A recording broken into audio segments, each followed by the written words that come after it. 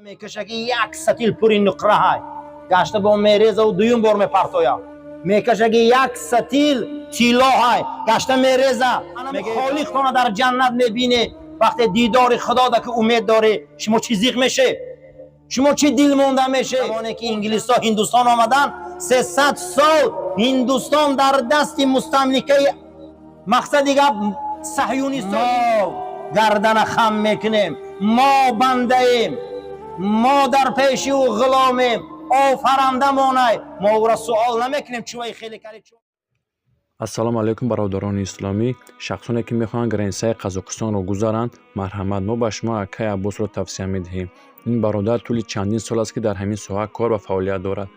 агар муҳлати документҳои шумо тамом шуда бошад ин бародар шуморо гирифта ба границаи қазоқистон бурда меорад бо хости аллоҳ.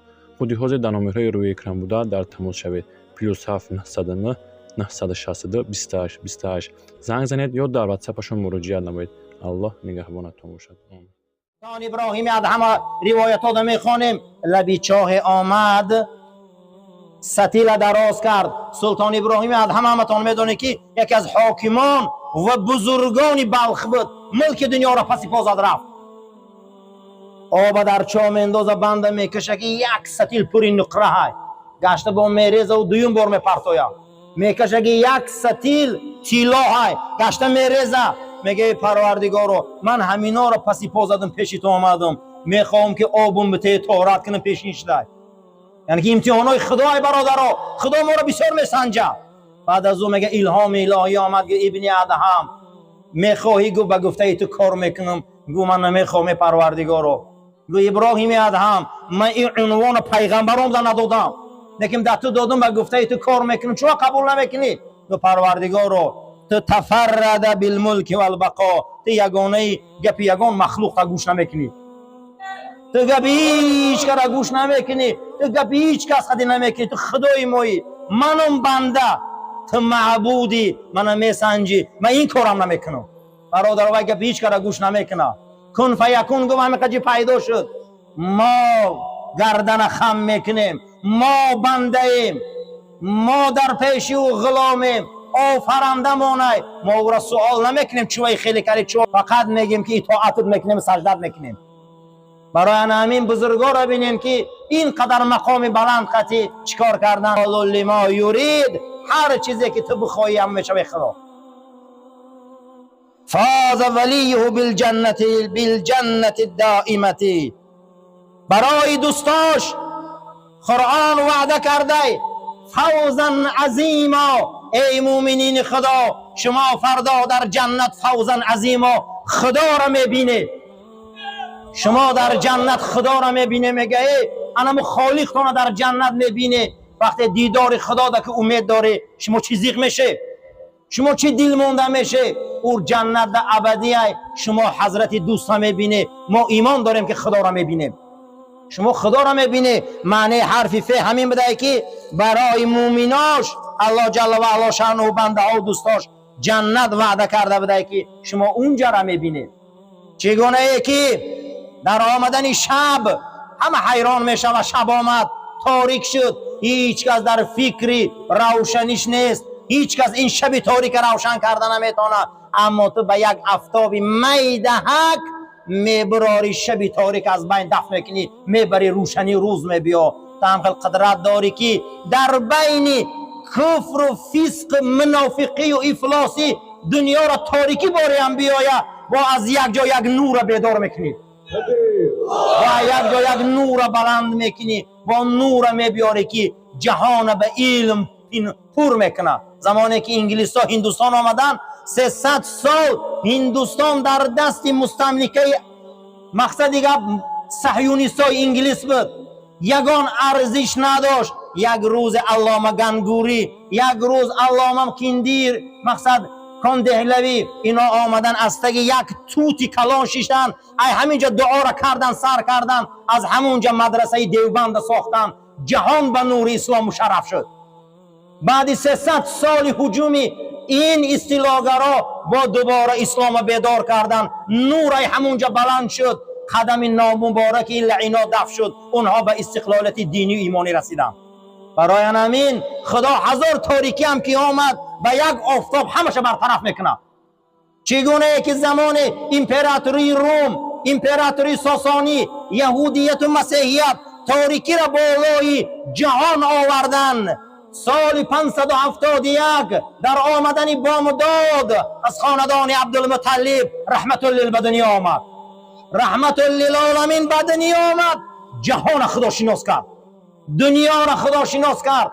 نه تورات، نه انجیل، نه ساسانی و نه روم و نه دیگرمان. امروز در تمام کوچه و خیابان و تل و تپه نام رسول الله بلند شد. یعنیش همینه ما را داد رسمون خدای. هیچ محل برادرها ناامید نباشه. پروردگار درگاهش وسیع، از این در هوی کرد از اون در با چکار میکنه، از این در محکم کرد با از یک جای دیگه در هوی میشود. حرف غین بعد او حرف ف، فعال لما یرید، چی داره بخواه میکنه؟ فرد تفرد بالملک والبقاء، او یگانه هست، به یگانه بدن در ملکش و در باقی بدن حکومتش او یگانه، هیچ کس به او برابر شده. پیغمبران را جنسی ما آورد برای رسانیدن احکام شریعت. خداوند یک توحید داره، نام او ربوبیت است. معنی ربوبیت چیست؟ تربیتگر. چه خیلی تربیت میکنه؟ حضرت مولانای رومی در مثنویش آورده بخش مرده و مردشو. این بحث و نقل چند بار کرده بودم. مردشو وقتی بالای مرده میبیا، مرده را میبینه که مرده در بالای تخت خوابه، میخواه مرده را بشوه. چه خیلی بخواه مرده را همون خیل میشوه و غل میزنونه.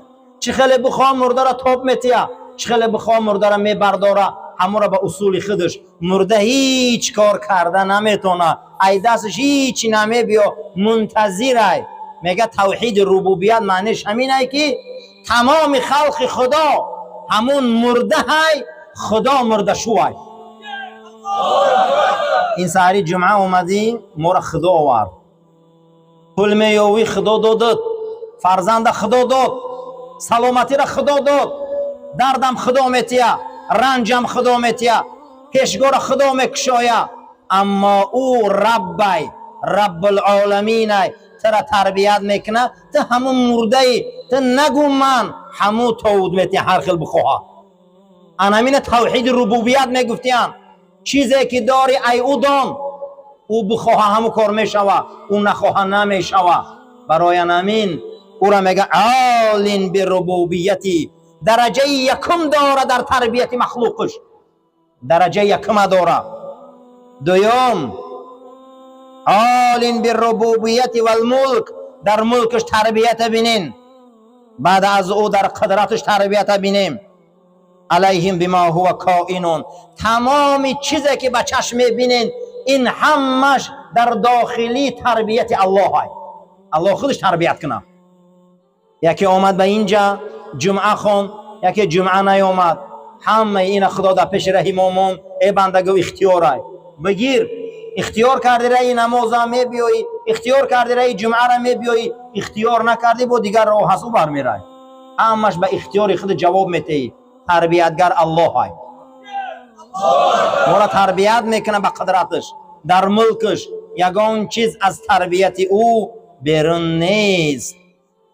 وقتی ابلیس یک مراتبه من گفت رفت لعین شد، خودش خواست تکبری را، خدا نگفتش. خدا گفت آدم در سجده میکنی، میگن نه خطا 1000 بار میکنم همین را نمیکنم.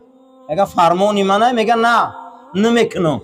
و یا خاک بوی گرفتگی من از علابم، ای عزازیل امری منه، نه نه. اگر خطا گویی 1000 بار میکنم آدم نمیکنم، خطا گویی 1000 بار میکنم اما آدم نمیکنم. با یک نافرمانی کبر بین کجا رفت، همون را خودش اختیار کرد.